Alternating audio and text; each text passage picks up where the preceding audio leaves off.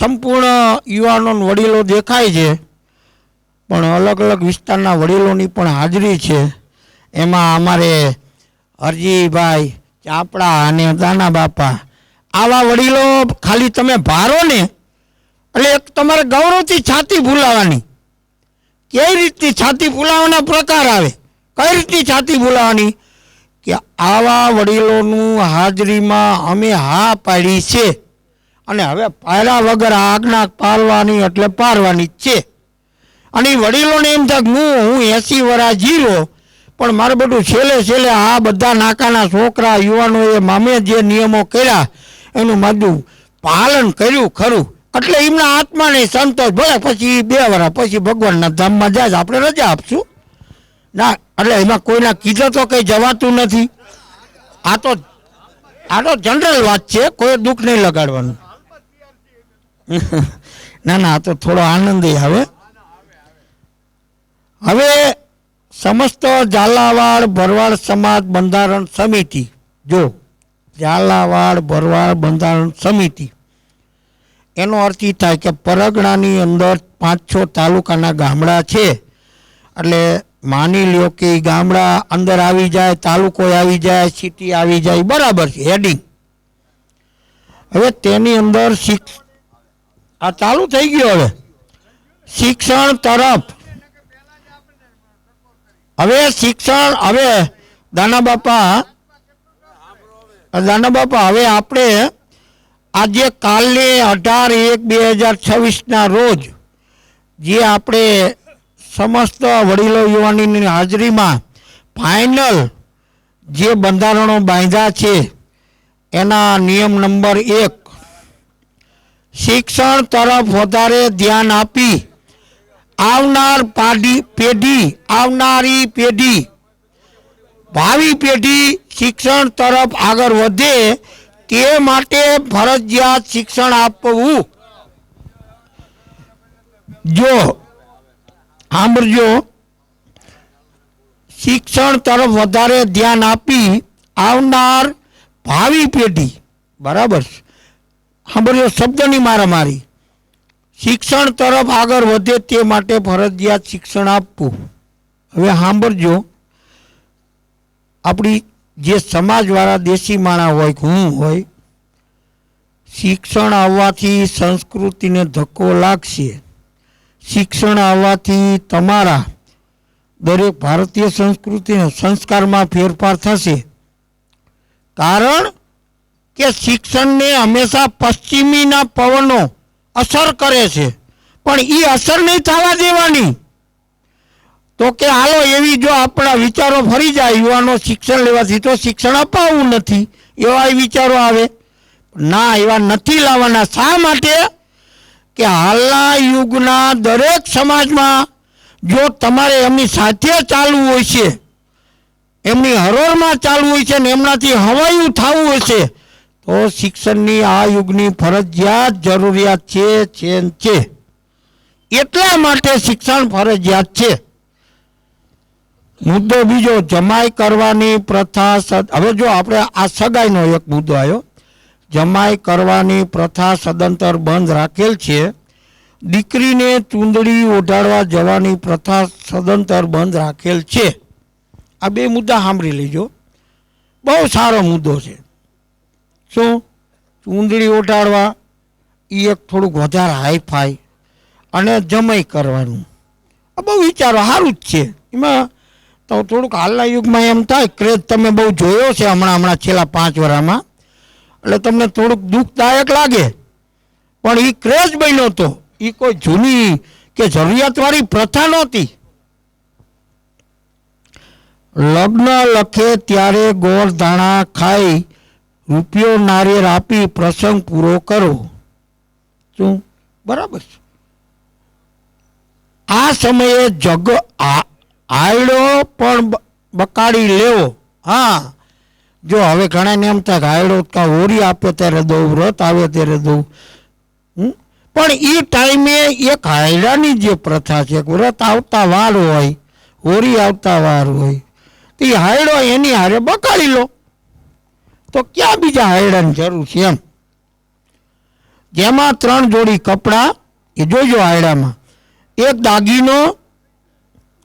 હવે દાગીનો એટલે જો 10 તોલાનો થાય, ચાંદીનો કરો તો કિલોનો થાય. તમે સાંભળો, એટલે દાગીનાનો અર્થ શું સાંભળજો. દાગીનો એટલે પગના પાતળા છડા અથવા જાંજરી, એ હલકો થાય ને. તથા દીકરીના લગ્ન લગતા પહેલા જો પિતા ભાઈ અથવા દીકરાને ત્યાં કોઈ પ્રસંગ આવતો હોય ત્યારે ગોઠવી દેવું. હા, બરાબર છે. જો બેની હારે ગોઠવી દેવું, એની અનુકૂળતા થઈ જાય એમ. આ પ્રસંગમાં ઓછામાં ઓછા માણસોએ જવું. જો એમાં લિમિટ આપણે એટલા માટે નથી લખી કે હવે થોડાક ઘણી આમાં લિમિટ હતી કે આટલા જ જવું, પણ લિમિટનો શબ્દ એવો થતો હતો કે રી ચડે, એવું કામ નથી કરવું. પણ તમારે દિલથી ઓછામાં ઓછા એટલે 11થી રડે તો 15 નહીં કરવાના, એવો વિચાર લાવવાનો.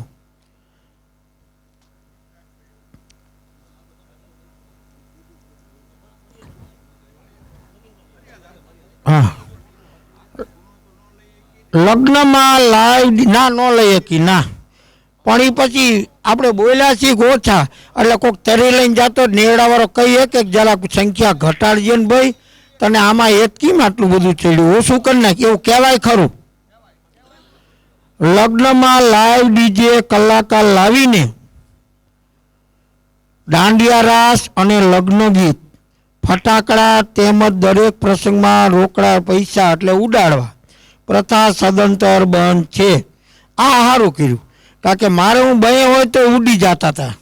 હરક પદુડા હોય ને એનો ઉડી જાય, કારણ કે હા મોજ એવી. એટલે એ પૈસા ખીચામાં થોડા રે ખરા એમ, એ સારું કર્યું. એટલે પૈસા ઉડાડવાની દેશીમાં કહી દઉં કે ફટાકડા ફોડવાની, પૈસા ઉડાડવા ઘોડી ઉપર કે કોઈ પણમાં એ પ્રથા સદંતર બંધ. સાદો ઢોલ અથવા શરણાઈ કે બેન્ડ વાજા, સાદા બેન્ડના ભાડામાં સાથે આવનાર સિવાય, બરાબર, બેન્ડના ભાડામાં સાથે આવનાર સિવાય અલગથી ચાર્જ આપી કલાકાર લાવોને. હા, જો લારીનું બેન્ડ હોય એને હારે આવતો હોય એ ચલાવવાનું, એ સિવાય અલગ કલાકાર અલગથી ચાર્જ. જો ઓલા બેનના માનો કે એ ક્યાંક 7,000માં આવી જાય ને એક ગાવાવાળો ભલે મારી ઘોડે હાદો ગમ્યો હોય પણ આવે છે, પણ એથી તમે એમ કહો કે હવે બીજો એક હારો એથી ઊંચો અને એથી બીજા 8,000નો 15નો બીજો લાવું, એ નહીં.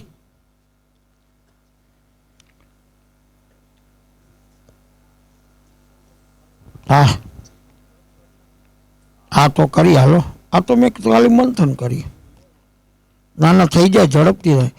તેમજ સાદું ડીજે રાખી શકાશે, પ્રસંગમાં ઘોડી લાવી શકાશે, ઘોડીને નચાવવી કે ઘોડી ઉપર પૈસા ઉડાડવા નહીં. જાનમાં ગાડીઓની લાઈન કરી એન્ટ્રી કરવાની પ્રથા બંધ. વાહ. મામેરા, નિયમ નંબર 5, મામેરામાં દીકરીને 3 તોલા સોનું વધારેમાં વધારે એથી ઓછું લેશે તો ચાલશે, વધુમાં વધુ 51,000 રૂપિયા બેડે બાંધી શકાશે, એથી ઓછા આપે તો ચાલશે. મામેરામાં ફટાકડા ફોડવા નહીં, તેમજ લાઈવ ડીજે લઈ જવું નહીં, મામેરાની સાથે નહીં લઈ જવાનું. તેમજ ઢોલવાળા ઉપર ઘોર પૈસા ઉડાડવા નહીં. મામેરામાં વ્યવહાર પ્રથા બંધ, માત્ર દીકરાના ભાઈને જ વ્યવહાર કરવો. વાહ ભાઈ, સરસ. હા, દીકરા લીખવું પડે, આ માત્ર મામેરો લઈને જાય એટલે એ દીકરીનો ભાઈને જ વ્યવહાર કરવો.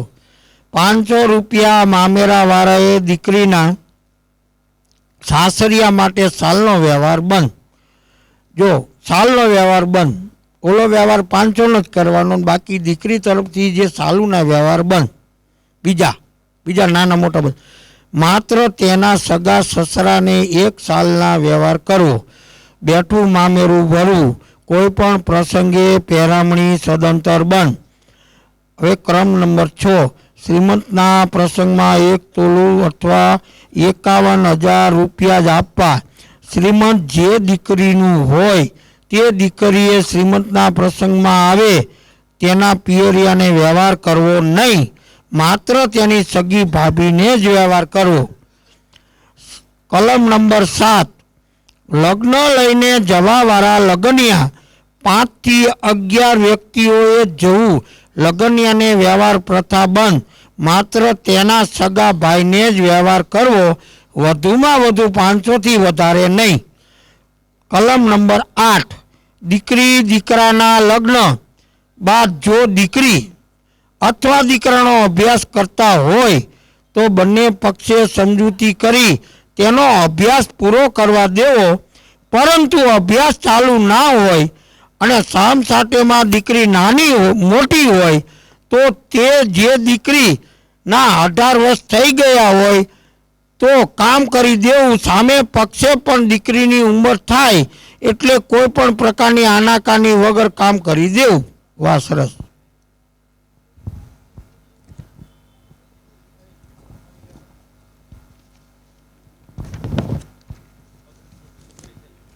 હવે ક્રમ નંબર 9, કંકુ કન્યા દીકરી આપનાર દીકરીના પિતાએ સામાવાળા પાસેથી 6 તોલા સોનું જ લેવાનું સામે હોય. જો કંકુ કન્યા એટલે એને પૈસા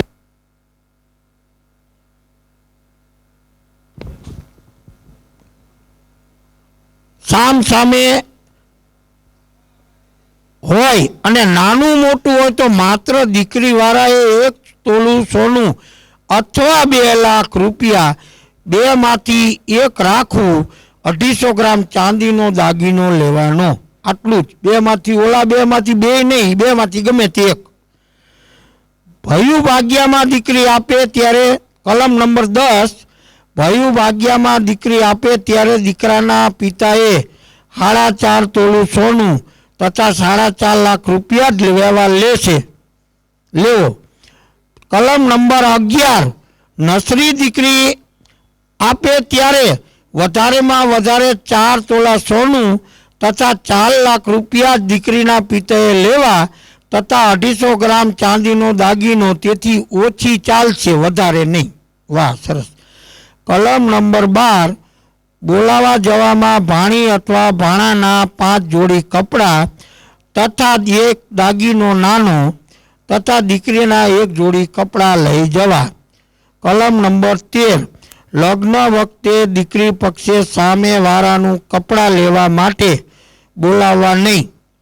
લગ્ન વખતે દીકરી પક્ષે સામેવાળાને કપડાં લેવા માટે બોલાવવા નહીં, માત્ર એના પેટે 21,000 રૂપિયા આપી દેવાના રહેશે.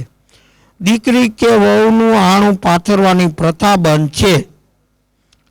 કલમ નંબર 15, ઝાલાવાડ પરગણાનું હવેલું બીજા પરગણાવાળા લઈ જાય તો 31 લાખ રૂપિયા દાવા પેટે લેવાના. જો આવી રીતના સવેલું દીકરીનો બાપ બીજે આપે તો ઉપરની રકમ દીકરીના બાપ પાસેથી વસૂલવામાં આવશે.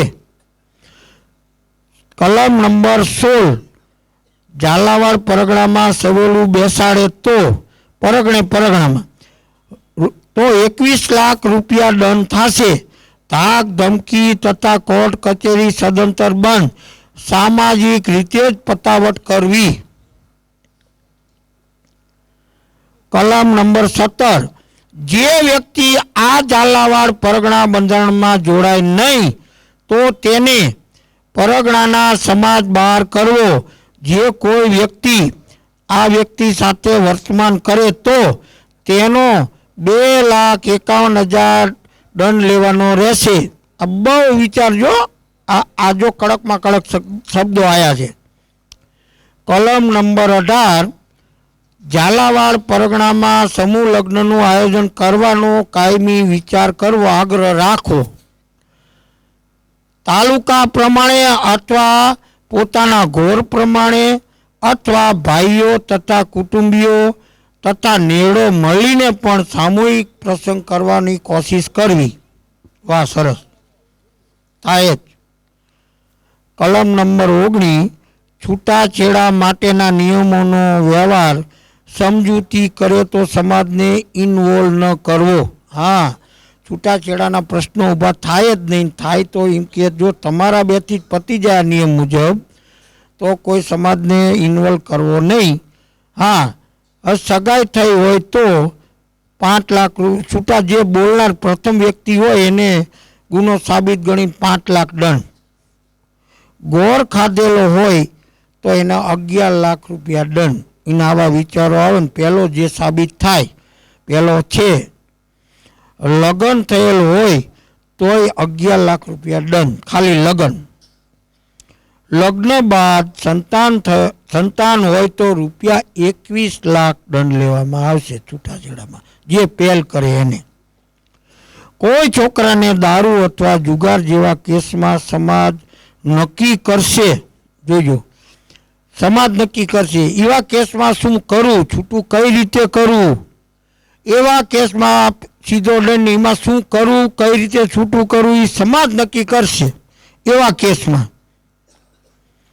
નાનેથી સગાઈ થયેલ હોય એવામાં બાળકને મંદબુદ્ધિ અથવા ખોડ ખાપણ હોય તે માટે સમાજ નિર્ણય લેશે. નાનેથી સગપણ થઈ ગયું ત્યારે છોકરા સારા હોય, પછી અચાનક કોઈ ઘટના બને તો એના માટે પણ સમાજે છેલ્લે એના વિશે વિચાર કરવો, એને હોપવું કામ એમ.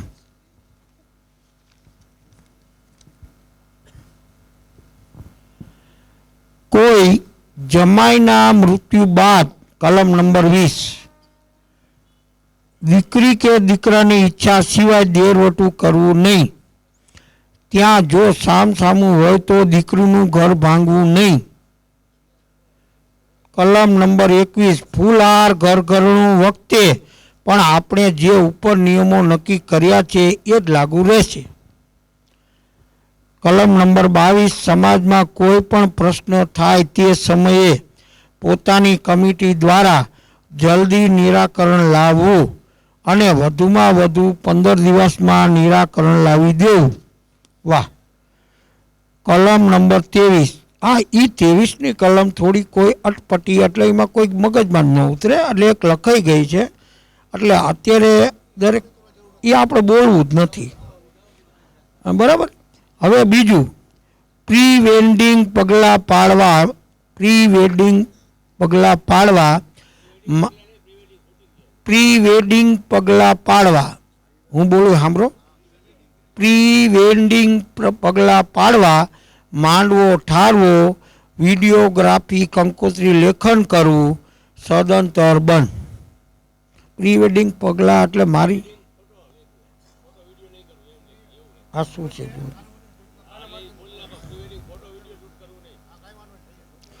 કોઈ પણ પ્રસંગને સોશિયલ મીડિયાથી દૂર રાખો, શક્ય હોય તો. હા, બરાબર, રાખવાનો જ. કલમ નંબર 24 મરણ સમયે માત્ર 2 જ વખત જવાનું, 1 દિવસ બેસણું અને બીજું વિધિના દિવસે. આ સરસ. કલમ નંબર 25 મરણ પ્રસંગ સમયે વાસણ પ્રથા સદંતર બંધ. 5મમાં પણ વાસણ નહીં આપવાના. વાહ, સરસ, જરૂરત છે. કલમ નંબર 26 ગોયણીમાં ઓછામાં ઓછા 5, 10,000, 11,000થી લઈને 51,000 રૂપિયા સુધી જ મૂકવા. એથી વધારે કોઈ વ્યવહાર સમાજની પ્રત્યક્ષ મૂકવો નહીં. કલમ નંબર 27 આ બંધારણમાં ભવિષ્યમાં સુધારા કરવા માટે દરેક ઝાલાવાડ પરગણાના ગામડા, તાલુકા અને શહેરના સુધારા સંમતિના દરેક સભ્યોની સલાહ અને સમજૂતી લઈને યોગ્ય નિર્ણય લેવામાં આવશે. છેલ્લે જો કોઈ હજી કંઈ મેં હમણાં વાત કરેલી કે આટલો થોડો ફેરફારની જરૂર લાગે તો એ બધું છેલ્લો વિષય, અત્યારે કાંઈ નહીં.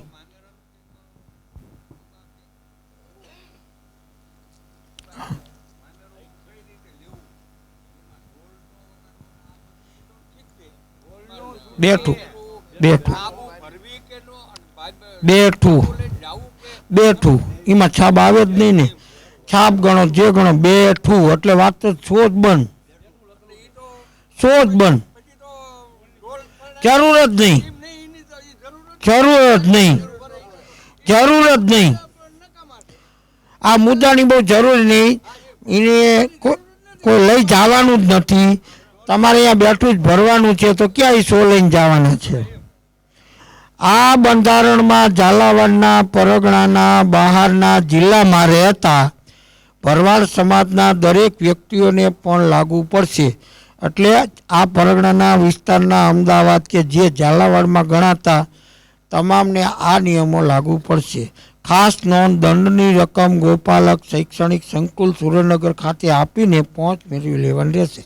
આ કોઈ અનાયાસે બનાવ બને અને સમાજને કોઈ એવો દંડ આવે તો એમ કે એની પહેલાં તો જો ગુનો થાય એવું વિચારવાનું જ નહીં.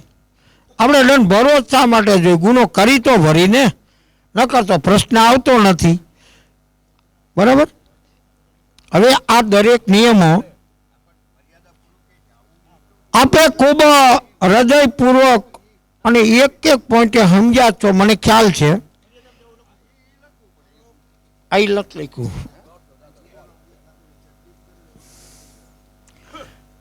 એટલે આ હવે આ નિયમોનું સદંતર આ પરામાંથી આજે નાના મોટા યુવાનો ખૂબ જ સંખ્યામાં મને દેખાય છે અને બહારના વડીલો યુવાનો ઘણા આવ્યા છે. પણ અહીંથી આપણે એવી શુભ શરૂઆત આજે કરવાની છે. કાલે હજી બંધારણનું 18 તારીખે ફાઇનલ બંધારણ બંધાઈ ગયું અને અહીંથી શુભ શરૂઆત આ શહેરમાંથી તમે કરી દો કે અમે આ ઠાકરની સાક્ષીએ કહીશી અને પ્રતિજ્ઞા લઈશી કે આનું કાયમી ધોરણે પાલન અમે કરવા માટે સંપૂર્ણ તૈયાર છીએ. બોલો કૃષ્ણ કનૈયા. હા, પછી આમ એમ કે મેં આમ નથી ખાધા, મેં નહીં. આ પ્રતિજ્ઞા તમને દરેકને લાગુ પડશે. આ હમથી વિશેષ આ તમે જ્યોત ઉપાડો એ પ્રદર્શન, આનું આ પ્રદર્શન નહીં, આ પ્રતિજ્ઞા પત્ર જાહેર થઈ ગયો તમારો. એટલે આ વસ્તુને લક્ષ્યાંક આપી અને તમારે કોઈ પણ નાની મોટી તકલીફ પડે તો તમારા પોતાના વિસ્તારના નિમણૂક કરેલા અગ્રણી એમના આગળ ફરિયાદ લઈને જજો. ત્યાં તમને સંતોષ ન થાય, નિરાકરણ ના આપે તો એ લોકો અમને 100% આગળની પેનલને જાણ કરશે અને એના તમારા જે પ્રશ્નો છે એનું નિરાકરણ લાવી દેશે. એટલે એ કોઈ ચિંતાનો વિષય નથી. નિયમનું કડક પાલન કરજો. બોલો કૃષ્ણ કનૈયા લાલ કી જય. રાધા કૃષ્ણ દેવ કી જય. સદગુરુદેવ કી